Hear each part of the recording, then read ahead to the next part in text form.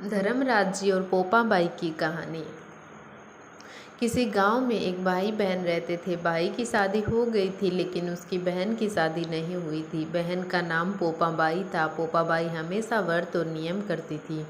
एक दिन उसके भाई भाभी ने उससे शादी के लिए कहा, तब उसने शादी के लिए मना कर दिया। उसने अपनी भाई भाभी से कहा, मेरे रहने के लिए गांव के बाहर एक झोपड़ी बनवा दो, मैं उसी में रहकर अपना जीवन व्यतीत कर लूँगी। और उसके बाद उसने गांव के सभी लोगों से, हे गांव वालों, आप लोग अपने अपने गाय बछड़े को मेरे झोंपड़े के पास घास चराने के लिए छोड़ दिया करो।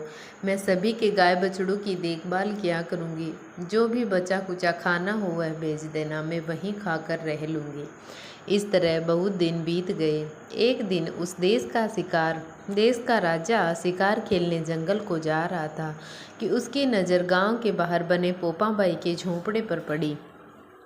राजा झोंपड़े के पास जाकर आवाज़ लगाने लगा, यहाँ कौन रहता है? जब कोई भी उत्तर नहीं मिला तो झोंपड़े के दरवाजे को खटखटाने लगा। खटखटाने की आवाज़ सुनकर पोपाबाई ने अंदर से ही पूछा, बाहर कौन है? बार बार दरवाज़ा क्यों खटखटा रहे हो? क्या काम है? तब राजा ने उत्तर दिया, मैं इस देश का राजा हूँ, मैं तुम्हारे साथ विवाह करना चाहता हूँ। पोपाबाई ने कहा, अपने महल को लौट जाओ, मैं पराये पुरुष का मुँह नहीं देखती।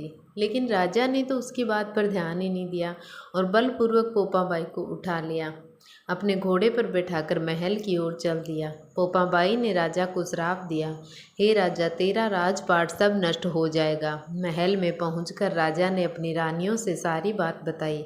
पूरी बात सुनकर रानियों ने राजा से अनुरोध किया कि पोपाबाई को सही सलामत उसकी झोंपड़ी पे छोड़ आए।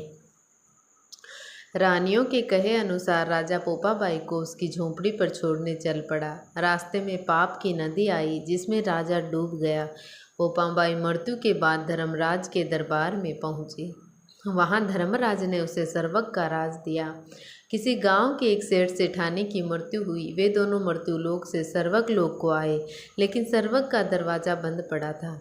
उन दोनों ने धर्मराज जी से कहा, सर्वक का द्वार खोलने के लिए विनती की। तब धर्मराज ने कहा, इस पर पोपाबाई का राज है। सेठ सेठानी ने कहा, हम पोपाबाई को नहीं जानते। तब धर्मराज ने कहा कि मैं तुम दोनों को 7 दिन के लिए मृत्युलोक में भेजता हूँ। वहाँ जाकर 8 खोपरा से राई भरकर 5 कपड़ा ऊपर रखकर कहानी सुनना और उद्यापन करना और इस प्रकार कहना, राज है पोपाबाई का, लेखा लेगी राई राई का। बोलो पोपाबाई की जय।